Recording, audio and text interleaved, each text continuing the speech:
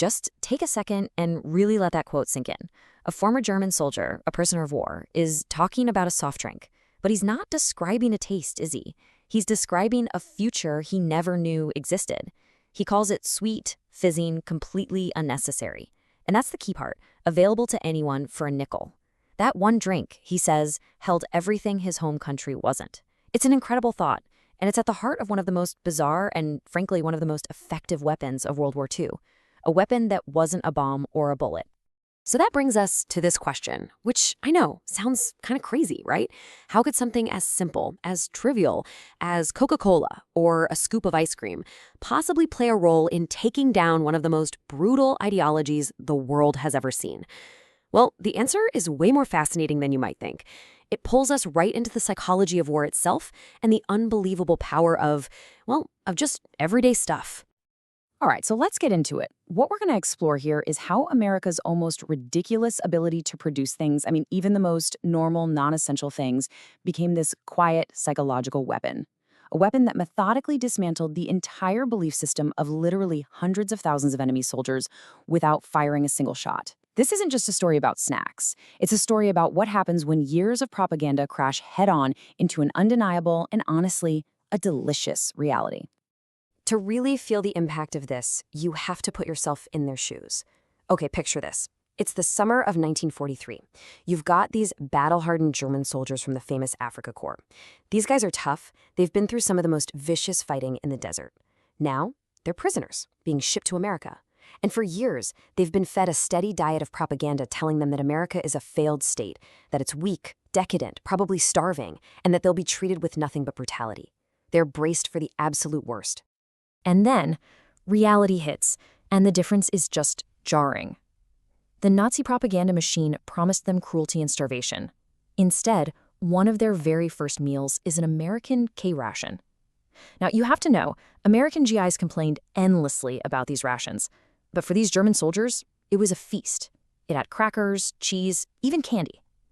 And once they got to the camps in the US, they were served things like pancakes with syrup, fresh eggs, real milk. These were foods that had disappeared from their own lives and even from their military rations years ago. That first meal was the beginning of a profound psychological shock. And this wasn't just about getting a full belly. It was about what that food represented. Listen to this testimony from a German officer given to the Red Cross. He doesn't just talk about the food. He uses two very specific, very powerful words: confusion and education. The confusion came from the fact that their captors were feeding them better than their own leaders had. And that confusion, as he says, began our education. The very first thing that happened in their captivity was this undeniable lesson that everything they'd been told was a complete lie. It wasn't a formal denazification program, it was denazification by breakfast. But, this education went way beyond just square meals. It quickly expanded into things that were pure, simple pleasure. Things that had absolutely zero military value. And this is where we get to the real weapons of this story. The everyday consumer goods that became these accidental but incredibly powerful ideological tools. 5 cents. Just think about that for a second. That nickel wasn't some special price just for prisoners. It was the exact same price any American kid would pay at the corner store with their allowance. And that tiny little fact sent a huge message. It was a message about democratic access. This simple luxury, this Coke, wasn't something reserved for high-ranking party officials like it might have been back in Germany. No, it was for everyone. And this is where the math just starts to get insane. The prisoners were allowed to work, and they got paid about 80 cents a day, which meant that with one single day of work, a prisoner could walk into the camp store and buy 16 Coca-Colas or candy bars. For men who came from a world of extreme rationing, where a single bar of chocolate was a precious treasure you might see once a month, this level of purchasing power was beyond comprehension. It wasn't just that these things were available, they were ridiculously, unbelievably abundant. And let's be crystal clear, this wasn't some kind of elaborate trick. It wasn't a fake village set up just for them. These numbers show an industrial machine that was operating on a scale that the German high command couldn't even fathom. 5 billion bottles of Coca-Cola in a single year while fighting a massive global war? That number all by itself was proof of an economic power that their entire ideology simply had no explanation for. But if there is one single detail that perfectly captures the sheer power and, honestly, the absurdity of this abundance, it's this one. Try to imagine it. You're a captured soldier. You're on a transport ship crossing the Atlantic, an ocean crawling with enemy U-boats. And in the middle of this war zone, they serve you ice cream, a frozen dessert, something that requires refrigeration, sugar, cream, all incredibly precious resources in wartime. For the Americans, it was just another Tuesday. For the German prisoners, it was a logistical miracle that made no sense at all. It was magic.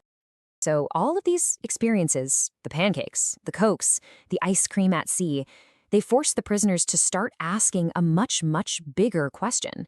If these little luxuries were so common, so routine, what did that say about the entire American system that produced them? They started to realize that this flood of stuff wasn't a fluke. It was a core feature of the very economic and social system they had been taught to hate. This table, this just lays out the cold, hard numbers, all recorded by Army quartermasters and the Red Cross. And the gap is just staggering. An enemy prisoner in America was getting more than double the daily calories of a civilian back home in Germany. They were getting 3 times as much meat in a week as their families might get in a month, if they were lucky. They were eating better as prisoners of their enemy than they had been as soldiers for their own country. The evidence was right there on their dinner plates, 3 times a day. And then came Thanksgiving, a holiday that was purely American, something they had no cultural connection to at all. And yet, the U.S. military mobilized its incredible logistics to provide a full-blown roast turkey dinner to almost 500,000 enemy combatants. But here's the detail that really hits home. It was the exact same meal being served to American GIs.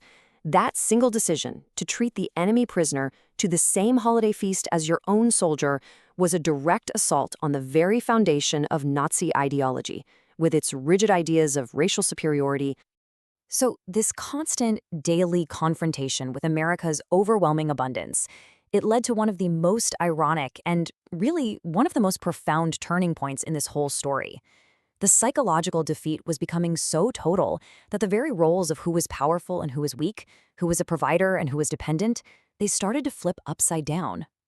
Yeah, you heard that right. Let that one sink in. These men, captives, held behind barbed wire thousands of miles from their homes, started using the money they earned in prison to buy food, to ship back to their starving families in a free Germany. The prisoners became the caregivers for the free. You couldn't write a more damning indictment of a failed system if you tried. And we're not talking about a few guys here and there doing this. We're talking about an estimated 11 million food parcels, 11 million care packages filled with American chocolate and instant coffee and canned meat sent from inside a prison camp right into the heart of the Third Reich. Every single one of those boxes that made it home was like a little Trojan horse. It didn't just carry food, it carried an undeniable message of American strength and German failure. And in the end, the evidence was literally written on their bodies. Medical records taken after the war show that the overwhelming majority of German POWs who were held in America went home heavier and healthier than when they were first captured. They returned to wives and parents and children who were often emaciated, weak from years of deprivation. That physical contrast was the final, irrefutable proof. Their own government had promised them glory and instead starved them. The enemy had promised them a fight and instead fattened them up. So why does any of this matter today? What's the big takeaway?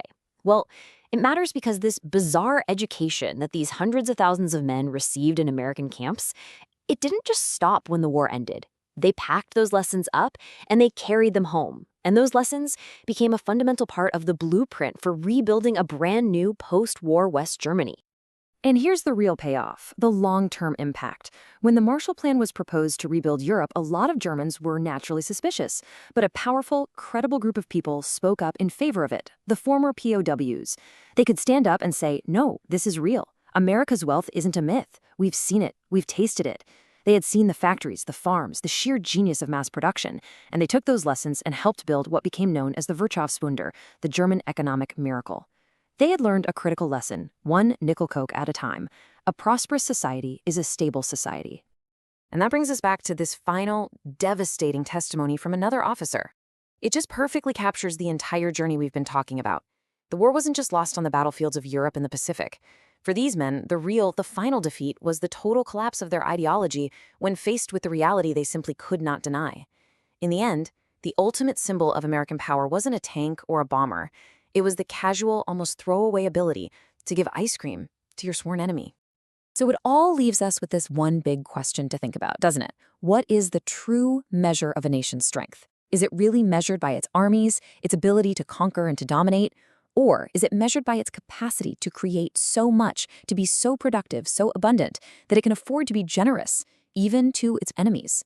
The story of those German prisoners and their first Coca-Cola suggests the blueprint for real, lasting strength might be found in something as simple and as profound as a scoop of ice cream.